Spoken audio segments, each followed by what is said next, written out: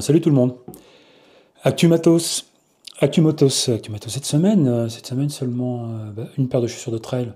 Je suis en train de me mettre à la route, je découvre le bitume et je me suis dit tiens je vais tester deux paires de routes assez opposées on va dire, mais toutes deux très connues. La première ça va être la Hoka Clifton. Hoka qui vient du trail, hein. Moi j'ai évidemment un ADN trail. Vous pouvez le voir là, il y a un dossard. Et donc, bah oui, évidemment, je connais Oka pour son ADN et son historique trail. J'ai couru avec toutes les chaussures de chez Oka. Peut-être pas toutes les chaussures de route de chez Oka, mais en tout cas, je connais bien la Clifton.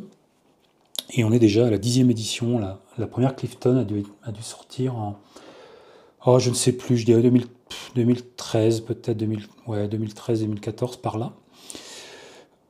Et 10e édition, 1-0, en base décimale. Alors, elle ressemble assez. Alors, je vais faire un test détaillé parce que j'ai pas eu l'occasion de courir beaucoup avec en tout cas en test avec les 8 et les 9. Et je vais faire un test détaillé de cette chaussure. J'ai déjà couru avec une dizaine de kilomètres sur la route, évidemment sur la route. Même si je connais quelqu'un qui a couru, qui courait ses courses de trail en Clifton, première édition, en particulier la CCC Lavaredo.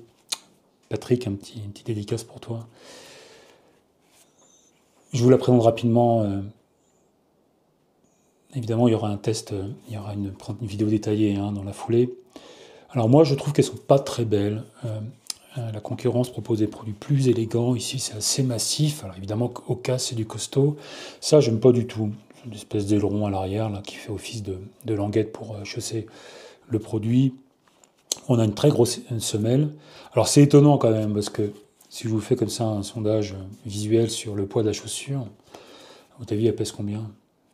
Je ne vais pas vous demander de répondre, hein, c'est pas un live. Sur la balance ici, 268 grammes. 268 grammes, c'est peu, hein.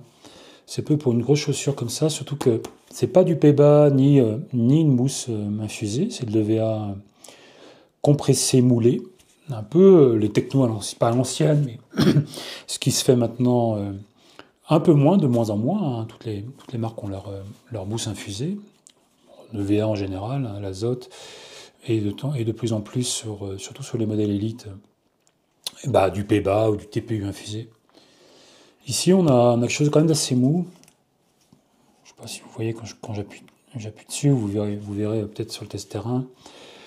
Et en fait, ça permet d'avoir quelque chose qui reste léger. Alors, ça reste léger, mais c'est pas non plus très durable, parce que ce genre de mousse, en EVA très, très molle, au bout de 400-500 km, c'est connu, hein, ça perd de son élasticité. Et qui dit perte d'élasticité, perte d'amorti, perte de stack et perte d'amorti.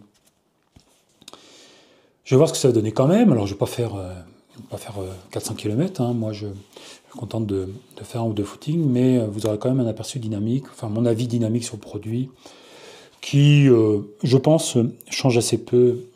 Enfin, non, c'est faux, en fait. Il y a quand même une grosse évolution sur le produit. On passe à un drop de 8 mm. Alors, vous ne verrez pas, hein, vous ne voyez pas ici, mais on passe de 5 à 8 mm. C'est pas anodin. Alors, j'ai posé la question à Oka, pourquoi vous faites ça? Parce que vous, votre ADN, en tout cas, vous êtes connu pour avoir des produits qui ont un drop assez faible. Hein. Vous allez peut-être être déçu si vous aimez ça. Pour une raison, alors la réponse, elle est celle-ci. Enfin, en fait, je retombe sur ce que j'ai dit, et c'était pas la finalité, mais juste avant, les mousses sont très molles, et très vite, le drop, puisqu'on a tendance à talonner, le drop perd en valeur, en fait, le stack, la chaussure, ça fesse ici, et très vite, historiquement, était plus sur du 5, mais au bout de, peut-être, 40-50 km, ça finit par s'affaiblir ici, et on a une chaussure qui n'a quasiment plus de drop. Alors ça, ça ne fait plus dire grand-chose de drop, parce que les mousses sont très molles, parce que le rocker ici impacte la sensation de drop.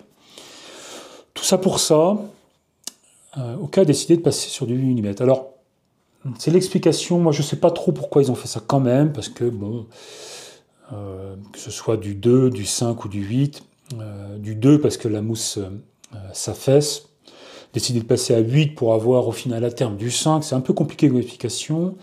Et moi, je pense que c'est une manière de pousser ou de rassurer les gens qui n'aiment pas trop le drop faible et éventuellement tenter d'acquérir une population un peu plus large pour vendre des chaussures.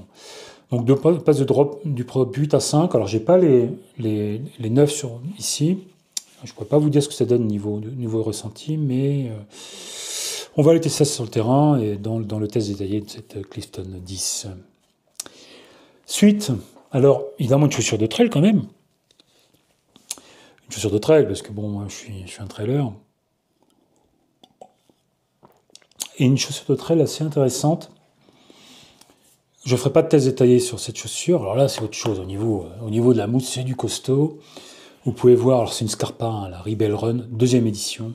Alors, visuellement, il y a assez peu de différence avec la première version que j'ai vu passer. Moi, j'ai pas testé, j'ai même pas chaussé, mais elle se ressemble beaucoup, si vous connaissez la marque.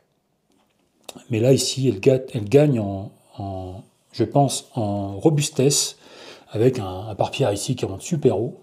Même sur l'avant, on dirait limite des chaussures de marche ou des chaussures d'approche. Avec avec une incidence notable, en particulier au niveau du poids. Donc je l'ai pesé, mais je l'ai noté. Et là, vous allez faire « Waouh, c'est énorme !» 337 grammes. C'est beaucoup, 337 grammes aujourd'hui, en 2025, sur une chaussure de trail. Même si on parle d'une marque Scarpa qui a vraiment un ADN alpin. Et je ne vais pas la tester moi-même. Enfin, si, je vais peut-être quand même la tester, je ne sais pas encore, mais pour moi, c'est vraiment la chaussure d'ultra, très technique, un peu à l'ancienne, une chaussure très très solide, très costaud, avec un gros crampon dessous. Alors c'est la gomme maison, même si Vibram est italien et cette chaussure elle est conçue dans la même région hein, que les mousses Vibram et même d'ailleurs que la Sportiva qui a une histoire un peu similaire, hein, des chaussures de montagne. À la différence de la Sportiva qui est en train de basculer sur, vous avez vu le test de la Prodigio Pro aussi, sur des chaussures plus dans l'air du temps, on va dire, plus légère, plus dynamique. Ici, la Scarpa Rebel Run 2, c'est du costaud et éventuellement, c'est vraiment destiné aux gens qui font de l'ultra et qui vont pas courir vite, mais qui ont besoin d'un produit très robuste, qui maintient vraiment très bien le pied et qui n'aura pas peur de la caillasse. Vous pouvez le voir là. C'est voilà, du Scarpa, à l'ancienne, on va dire, pour des chaussures de trail.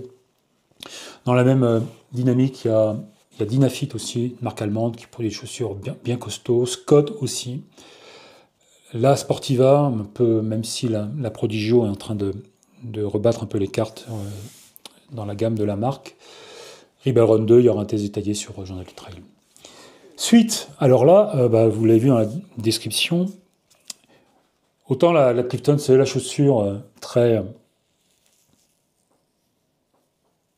pépère, on va dire, hein, pour courir, pour faire des footings d'endurance, du marathon tranquille, avec un gros amorti et pas mal de confort. Je vous présente aujourd'hui la nouvelle Vaporfly, la 4e édition. Alors, évidemment, pour pouvoir frimer et pouvoir montrer que c'est une chaussure carbone, il y a une plaque carbone dessous qu'on voit.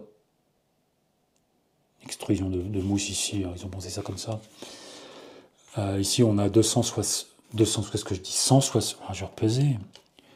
170 grammes. Ouais, tout pile, 171 grammes. J'avais noté quoi 172 grammes. C'est 100 grammes de moins que la Clifton. Au-delà de la présence de la plaque carbone, hein, c'est une chaussure qui est... Je ne vais pas trop forcer parce que ça va la casser, mais on ne peut pas plier la chaussure. J'ai déjà cassé une plaque carbone comme ça. Une Rocket X. Au-delà de la présence de la plaque carbone, plaque carbone qui est là pour valoriser la mousse en P-bas ici, qui est pas si molle que ça, je trouve. Enfin, si, quand même, un peu. Hein. Juste avec la main, j'arrive à complètement éclater la mousse. C'est assez dingue. Je suis en train de m'égarer là. Ouais, il y a 100 grammes d'écart.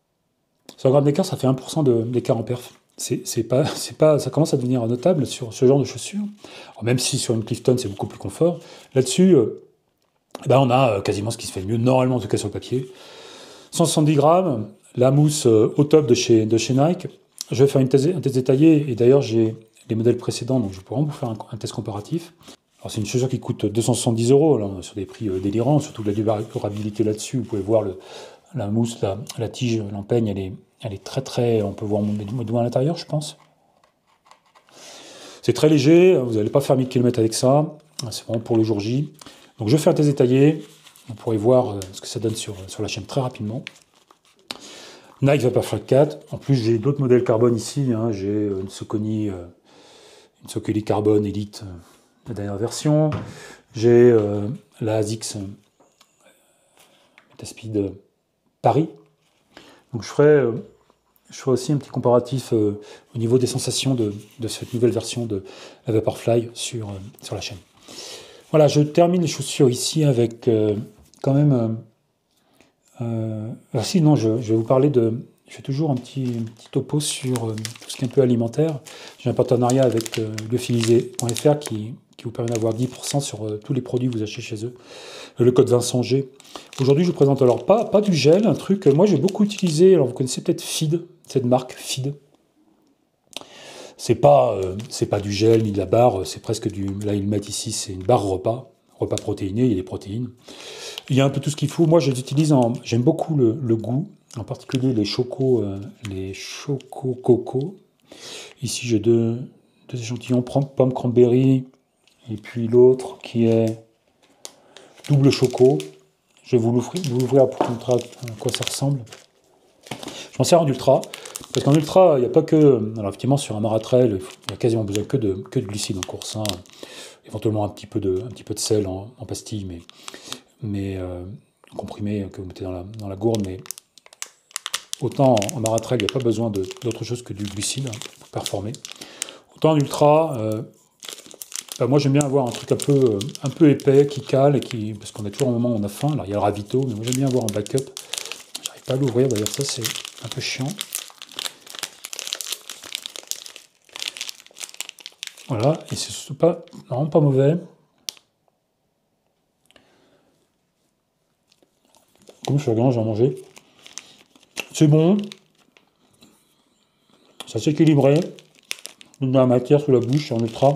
Moi j'utilise ça. Alors je sais pas que ça, j'utilise aussi des clics barres. Mes filles, je vous recommande. Alors je fais une sorte de... une revue produit un peu rapide, mais juste pour vous dire que si vous voulez faire un peu d'économie sur vos gels, il y a gel bar et un peu tout, hein. Et là, vous avez 10% avec Vincent G sur lyophilisé.fr. Voilà, je fais le tour. On peut manger avec la bouche pleine, mais je termine ici ma vidéo. Vous aurez un test détaillé de cette chaussure, la Clifton 10 assez vite. Et puis cette chaussure, la Vaporfly 4, assez vite aussi, sur la chaîne. N'hésitez pas à laisser un commentaire, et puis je réponds toujours. Et puis abonnez-vous si ce n'est pas déjà le cas. Allez, à plus tard.